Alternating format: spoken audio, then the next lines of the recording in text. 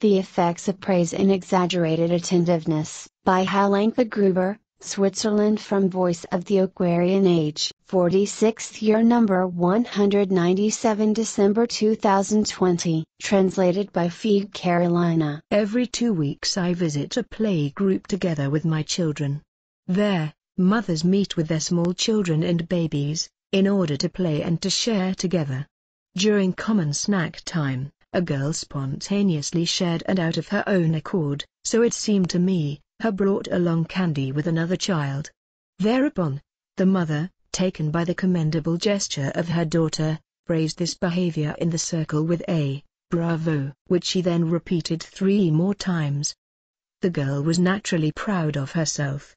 Silently, I thought to myself, with this effusive praise from the mother, is there no longer a danger that the child will share her sweet the next time, not for the joy of the nice gesture, but to gain praise and attention? When I began my training as a Montessori teacher a few years ago, I learned that Maria Montessori gave up any praise in their pedagogy. In their view, to praise was dependent on the educator. The actual doing, thus Montessori, was in the foreground and ought to be the motivation, not however the reaction of the adult.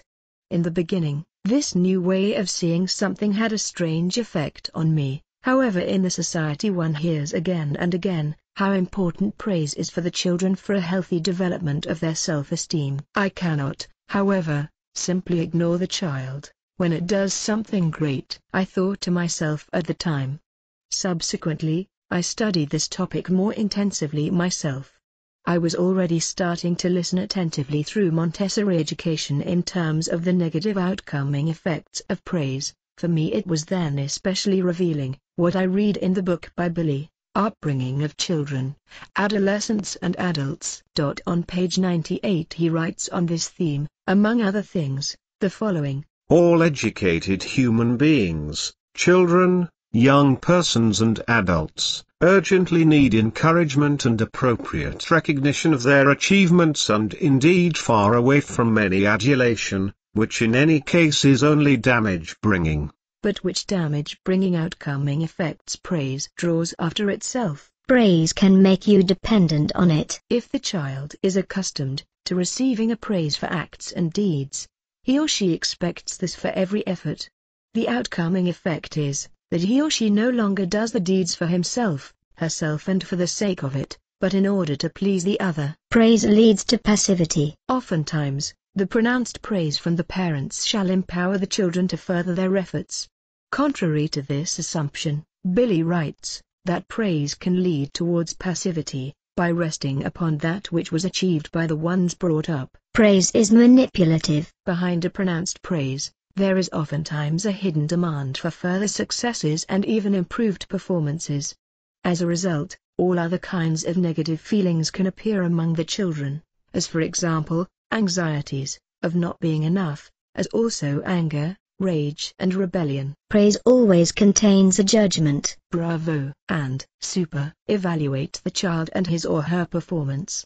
Also at this point I join the opinion of Maria Montessori, that children have a right thereupon to act free of evaluation. Praise is not of equal value and acts patronizingly. Since praise always includes an evaluation, the equality between parents and the child is omitted as a result. The praise pronouncer places himself, herself, mostly naturally unconsciously, but however, above the praised child. However, lived equality is a basic prerequisite for a functioning and harmonious family life. These are only a very few of the negative effects, which will be named here, because Billy writes in the mentioned book on page 98. Seen purely psychologically, the forms of damage, effects and behavior by means of praise are individually very manifold. Consequently they cannot be named in their individual forms and are unknown and mysterious even to schooled psychologists. But now it raises the question, what does recognition look like in the right form, so that it has an empowering effect on the children and not, like praise, have the opposite effect? In order to make the children feel esteemed and to spur them on to continue to make an effort for a cause, in order to learn and acquire competencies in life, It is important to dignify and to appreciate the achievements brought by the children. However, in doing so, the recognition should not be exaggerated, but move within a certain framework. Since appropriate recognition and praise oftentimes lie very close together, the effort of acknowledging words and gestures, the approach must be prudent and considerate. The rule to follow is less is often more. If, for example, the child helps the parents to cover the table, the brought-about achievement does not have to ausarten into exaggerated praise. A "thank you" that is meant honestly and comes from the heart would be a possible reaction from the educators. Also loving gestures, like to stroke the head, to smile kindly or to pat on the shoulder, often suffice, so that the child feels appreciated and acknowledged. In the upbringing of our children, I attempt in everyday life, instead of valuing an action and achievement by them with statements like "well done," to formulate only the observed. Examples for this are, "I noticed that you can now put on your jacket on your own," or "you are becoming faster and faster. Practice makes perfect," or "now you have learned that too." Billy emphasizes in the upbringing book on page 92 the importance of especially acknowledging those behaviors of the children, by which these children attempt to imitate the environment. The fact is, babies already bring to application a tremendously strong compulsion and power of action, in order to do everything, which they imitate from their parents, from their brothers and sisters, and from other human beings, and which they eagerly attempt to imitate.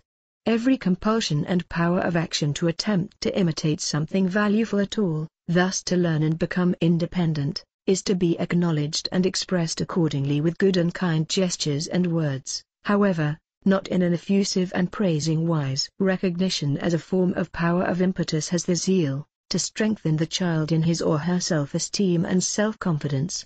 As we can learn from the spiritual teaching of the energy of creation, valuable recognition should thereto empower the impetus for the children, that they can reach the best possible by their own power. In the upbringing book, Billy writes on page 99, "The recognition that everything of success, of achievement based and valuable, which they achieve, based on their own striving, supports and strengthens their power of impetus. This power of impetus also promotes self-esteem and feeling of well-being, and makes it clear that it is not necessary to strive for an unreachable absolutely full development, but rather must only learn and act rightly." Not only praise, but also too much and undue attentiveness work themselves out negatively on the self-activity of the human being. This can already have a negative effect on the child itself during infancy. Because if you observe a baby, you recognize that it shows self-initiative and is self-active from the very beginning. It explores its hands for a long time, later it reaches for objects and puts them in its mouth, it explores whether they make sounds when you throw them on the floor. First the child plays in the supine position, then it learns to turn onto its belly without outside help. The child has the compulsion for autonomy from the very beginning. It plays and learns for the sake of it and has joy when something succeeds. Now it is important that the adult, or rather the educator, does not destroy this inner compulsion. The danger of this exists by one endowing the toddler with too much attentiveness and unnecessary affection. If I place the baby or the child too often in the center of attentiveness, the child will get used to it. It becomes dependent on the constant attentiveness of the adult, and this has a discouraging effect.